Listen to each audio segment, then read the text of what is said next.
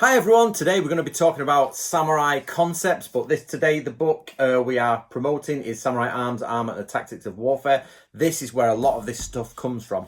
Now, what you want to do is get yourself a copy of this. This is free to download. Basically, go to my website, which is www.natori.co.uk, and you click the Natori side, the right hand side, and you go to download. So it says start here, go to downloads, and you go into help sheets and PDFs, and it's right there. So we're going to go straight to K. We're not going from the beginning. So we're going to go to Keisei. So let me show you guys. Keisei, there it is. Okay, that's the kanji. Now, this is actually an old Chinese element. It's one of four things. Now, basically, it's about observing forms. Now, this kanji here, which talks about forms a lot and things like that, it's really interesting because the idea is a samurai has to see shapes. And of course, they have to see multiple things. You have to see the lies of other people, the truth, the things they put forward as false, the things they put forward as true, the things they try and hide from you. So you have to see the reality of these things. They also look for chi in the air, so they're looking for chi and things like that.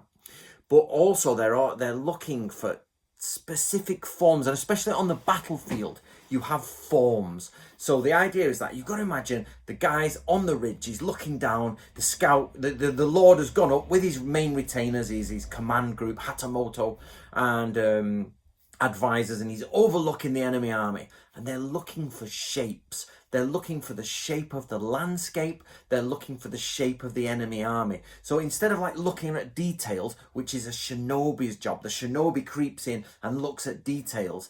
The general has been given all these details prior by the shinobi because it's prior knowledge, and he looks at the shapes of the environment. Now remember, we've discussed in my videos before a lot of Sun Tzu. So the idea is you're looking at terrain. Does it go up the terrain behind them and down towards you, which is a bad thing? Where does the water collect in the terrain? All those types of things. Where is there a place where you cannot get out of? Even if it's a small little ridge, if it's difficult, how do we get out of it? And the idea is these shapes.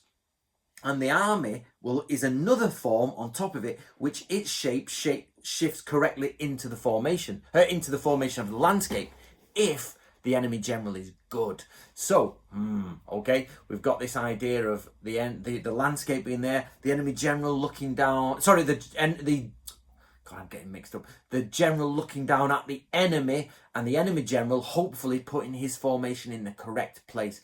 This is all to do with this concept of shapes. So you're looking for shapes within everything. Shapes of political movement, if you like. It's a very broad scoped thing. It actually comes, as I say, from four Chinese concepts. And it's one of four ways the ancient Chinese considered warfare to be broken into.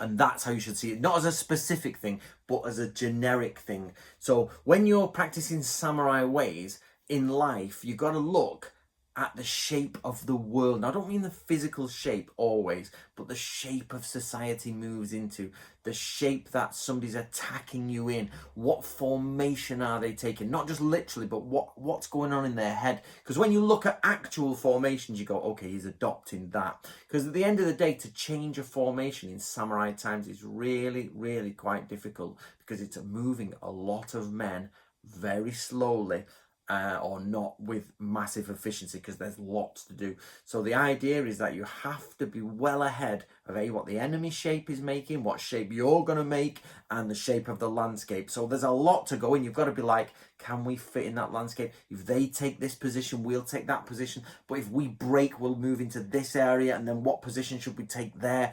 So this idea of understanding the way of the samurai is to understand basic shapes and how they fit together, and how you can then see future shapes coming along so that you don't break up and die. Remember, at the end of the day, the last thing a samurai wants is to be in full retreat, some horse coming after him, hitting him, people leaping on him, cutting his head off, and off he goes. That's the last thing a samurai wants. But the first thing he wants is that happening to the enemy.